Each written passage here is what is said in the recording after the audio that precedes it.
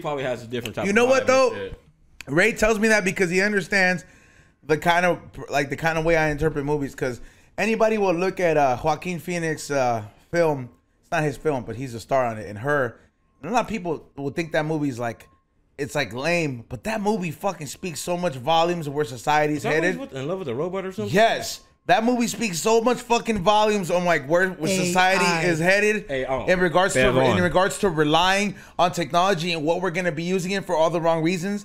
And I really think that shit has a good perspective on it. Honestly, that movie makes me tear up when I see it. Cause I'm just like, I've been Joaquin's character in many ways where it's like you face rejection, you face that loneliness, and you tried. You know what I mean? Like where you've tried and you're like, fuck. You got fucked right then for having a good heart. Yeah. And that's like, exactly what happened to me fucking last where do while I go back. from here? Yeah, and it's like I feel like there's a stigma, bro, that listen, it's not every man's gonna fucking admit that they go through this cycle of emotions, but it's like you can't sit here and tell me that you don't feel as a human being. You can act like you don't, but we ain't there when you have the doors closed. So I'm just saying, like, for people that are pretty have a good understanding of themselves and have a good relationship with themselves, you can have these type of feelings and emotions when you see certain films, and they give you perspective, bro. There's some films that I can't watch without crying. I'm right there with you. I feel you on that shit. That's just been me too. Like I feel like you can feel like you don't want to express the shit because it's a pride thing. Yeah.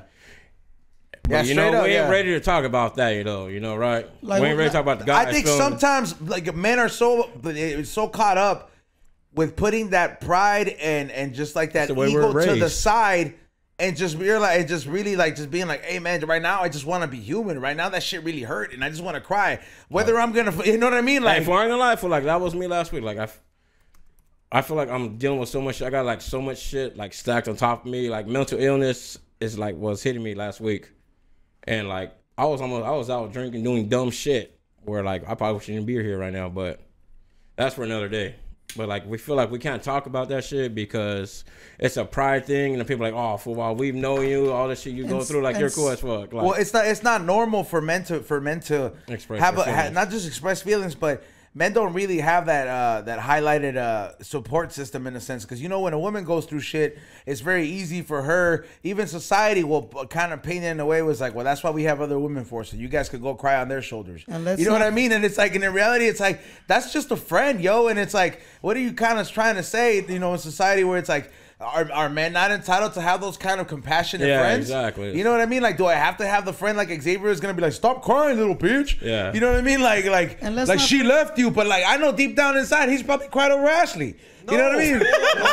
And when it really happened, maybe it probably did. No, fool, you go on, otra encima. Yeah, okay, Mr. No Feelers. Let's go. Okay, Mr. No Feelers. But Ray, I know you wanted to say something. Yeah. Let's not forget generational trauma. Yeah, bro. Your interpretation of a relationship has a lot. I cried to Wedding Crashers. Like, shit was sad, bro. Shut the fuck up. Okay. Over, bro. It was there. Okay, in the comments. I want to hear. Wait, hold on. Why you cry? Because people don't. Wait, hold on. We gotta review that movie, Xavier. Hold on, Ray. Okay, so my boy Lee the Renegade, he said, facts. We can't show weakness, but we are actually hurting inside. It's very true, bro. There's a lot of strong people that project that, but deep down inside, bro, you really don't know what people are going through, dog. Yeah, like just like you said, like when you're fucking hiking, like when you told homegirl good morning and she didn't acknowledge you, but when you say some shit like that to some other person, you don't know what they're going through, and shit like that could make their fucking day. Like, okay, cool, like it'll fucking bring them up. It could be the key factor into the difference of their day and turnout. Well, long story short, all we're trying to fucking say is fucking in a sense, in a high way, just fucking be nice to each other, bro. Yeah. You don't fucking know. It's not that hard. You know what I mean? Be humble. Yeah, sometimes you do want to fucking call somebody a piece of shit, and you might as well do it, because sometimes there are pieces of shit out there. And they also need to hear that shit too. Yeah, and they also need to hear that, so you could be that voice. But you know what I'm saying? If you could prevent it, because believe me, I mean, the gray hairs haven't stopped coming in. But I do like being a lot less angry as a person. It feels fucking great. Globani. Stop crying, fool, and hit the globito. Hey, we're gonna bring the fucking tank then. Now that sounds like bring one. But that seems like that's the Joe Body would say that, but he knows that would be something in the midst that I would get cheered up about. But you know, I would still have to process shit. You know what I mean? You just can't globito it up. Otherwise, you just end up, because the more when you got shit on your mind, the more of a drug that you do that makes you lose control. And I'm not talking about makes you go like methed out and all that shit, but the drug that makes you put the guards down is the more likely you're gonna get into the elephant in the room that you've been dodging all day. Cause there's nothing more that would eat me alive, bro, was than things that would stress me out when I was coked out. Oh man, dog. When I fucking would just, when everything was all done, we're no longer kicking it.